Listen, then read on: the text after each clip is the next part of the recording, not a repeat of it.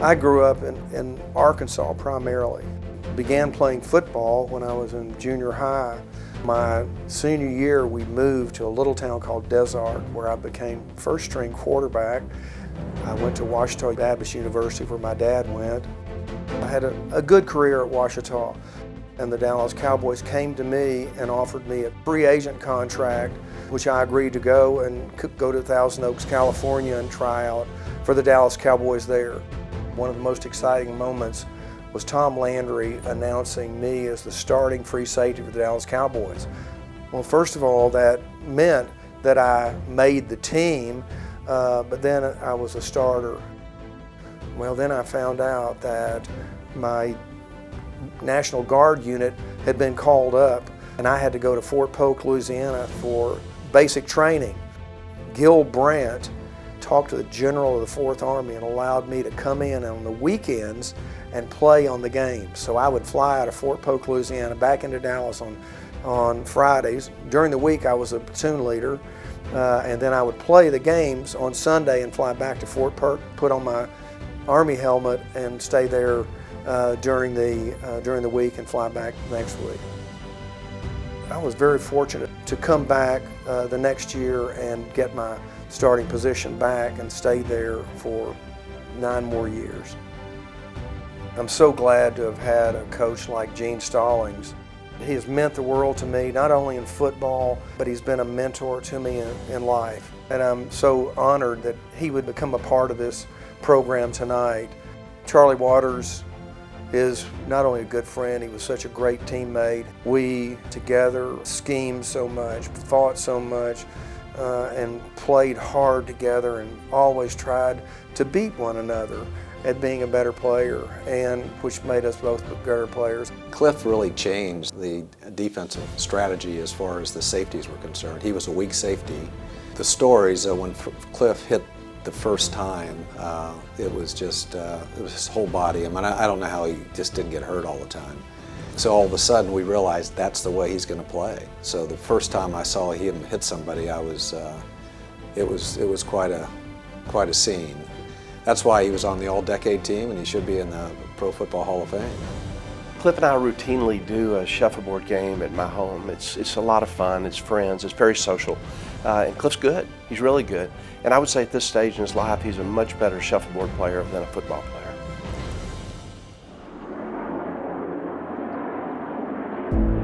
My dad was a P-38 fighter pilot in World War II. He was shot down in the South Pacific by the Japanese, but he was a good enough pilot that they tested him to become a jet test pilot, and he scored in the top 5% and was so excited about becoming a jet test pilot. They gave him a physical and found out that he had diabetes, type 1 diabetes, which destroyed his dream. He came back to Arkansas. He got a master's degree from the University of Arkansas. I was born in Fayetteville, Arkansas, and from there we went to Panama, where he taught the Panamanians agriculture. I came back in my 2nd grade back to Arkansas. I'm a very fortunate guy to live my dream as a Dallas Cowboy. My dad didn't have a chance to live his dream, and I think about his mental toughness and his perseverance and his, didn't feel sorry for himself and went through his life and taught me that mental toughness, and taught me discipline, and taught me to overcome obstacles, and taught me to have perseverance, and when you have a problem in life, to fight it and hang tough with it and don't give in to it and just set another goal and try to achieve it. And that's one of the best things that my dad did for me, in spite of being a type 1 diabetic. Then he lost his vision my 2nd year in pro football, and he didn't have a chance. He saw the 2nd Super Bowl maybe blurry, but the other 4 Super Bowls, he couldn't see me play in the Super Bowl, but I knew he was there rooting for me, and I was playing for him.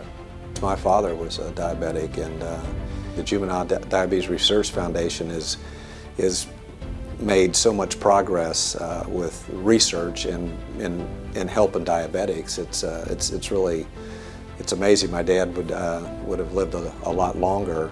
I learned a lot about diabetes because of my father, and of course Cliff the same way.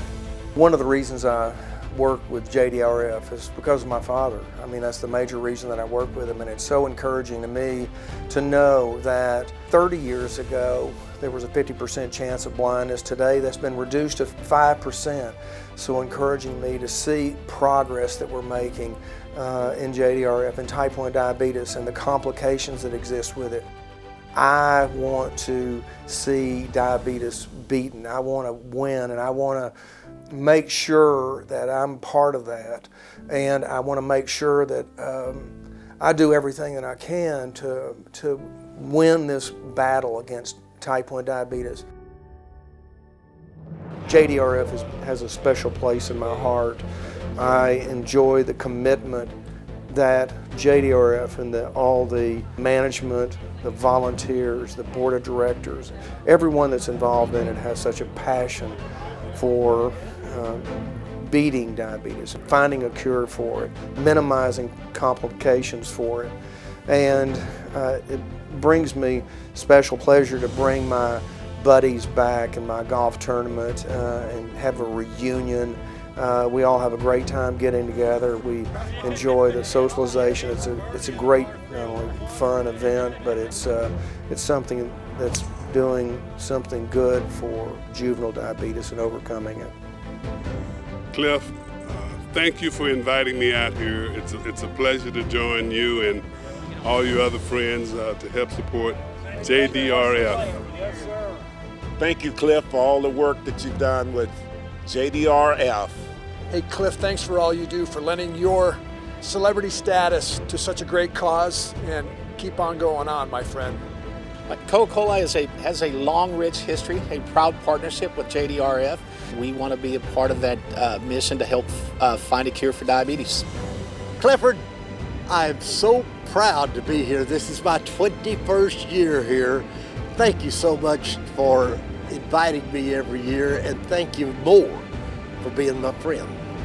Cliff, I can't thank you enough for all that you've done for JDRF. Juvenile Diabetes Research Foundation is very grateful to the good things that you've done with your golf tournament and many other ways that you've supported diabetes. And it's a goal that we have to turn type 1 diabetes into type none. Hey Cliff, I sure wish I could be there tonight, but I want to thank you for everything you've done for JDRF and for me. You're a great friend, you've been a great mentor. I know tonight your father's looking down upon you and smiling at your efforts, everything you've contributed. I hope you really enjoy the gala tonight. You certainly deserve it after all you've done for the JDRF over many, many years. Enjoy the gala and congratulations. Cliff, thank you, buddy. We're very proud of you.